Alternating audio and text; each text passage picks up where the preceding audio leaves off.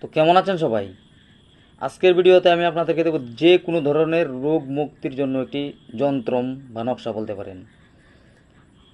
ধরুন আপনার অনেক দিন ধরে একটা রোগে ভুগছেন, যেটা আপনার ডাক্তারের ওষুধও খাচ্ছেন, ঠিকঠাক কাজ হচ্ছে না।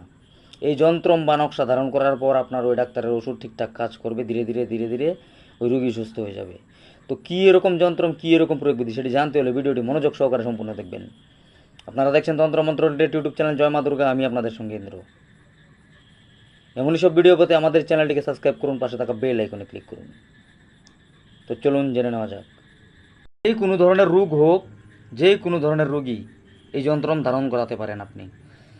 ধরুন যে আপনার অনেক দিন ধরে কিছু একটা হয়ে গেছে, যে ডাক্তারের ওষুধও ঠিকঠাক কাজ করতেছে না, একের পর এক আপনি ওষুধ খেয়েই যাচ্ছেন, কাজ হচ্ছে না। এই ক্ষেত্রে আপনি এই যন্ত্রম ধারণ করতে পারেন।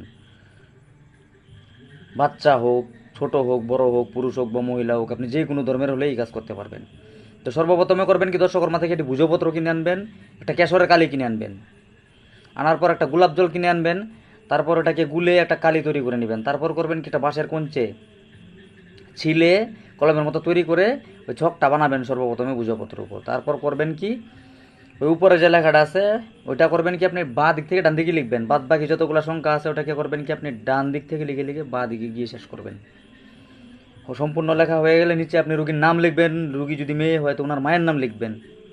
রুগীর নামের নিচে ওনার মায়ের নাম হবে যদি মেয়ে হয় রুগী। আর রুগী যদি ছেলে হয় তো ওনার নাম পদবি প্রথমে লিখবেন, তারপর নিচে লিখবেন নকশাটার নিচে ওনার বাবার নাম পদবি। লেখার পর নকশাটাকে 4 ভাঁজ করে আপনাকে একটা রূপার মাদুলি সর্বপ্রথমে রেডি করে রাখতে হবে, আগে থেকেই সংগ্রহ করে রাখবেন আগে থেকেই। তারপর করবেন কি, ওই মাদুলিতে 4টা ভাঁজ করে নকশাটা ঢুকাবেন। মোম দিয়ে মুখটা ভালো করে বন্ধ করে, আপনার যদি প্রাণ প্রতিষ্ঠা মন্ত্র জানা থাকে অবশ্যই প্রয়োগ করবেন।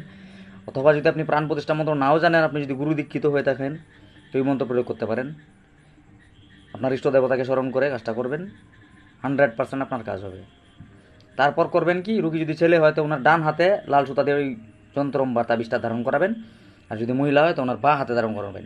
আর যদি বাচ্চা হয় ছোট, তাহলে করবেন কি, ওনার গলায় ধারণ করাবেন। অনেক ক্ষেত্রে দেখা যায় না যে কোনো গুণিনতান্ত্রিক কোনো কিছু করে রেখেছে, ওর ডাক্তার ওষুধও কাজে লাগছে না। এই ধরনের সমস্যা হলে আপনার রুগী দিন দিন দিন দিন সুস্থ হয়ে যাবে। যা কিছু দোষ ছিল ওটা কেটে যাবে, রুগী দিন দিন সুস্থ হয়ে যাবে। আমার এই জায়গায় গরমের তো ভিজে যাইতেছি এনে বসে থাকি 2 মিনিটের মধ্যেই। ফ্যান চালালে তো কিছু শোনা যাবে না। আশা করি ভিডিও সম্পূর্ণ অংশ বুঝতে পেরেছেন। ভিডিওটি যদি ভালো লাগে একটি লাইক করে যাবেন, কমেন্টে আপনার মতামত জানাতে পারেন। দেখা হচ্ছে পরবর্তী কোনো বিষয় নিয়ে, ততক্ষণের জন্য ভালো থাকবেন। ধন্যবাদ।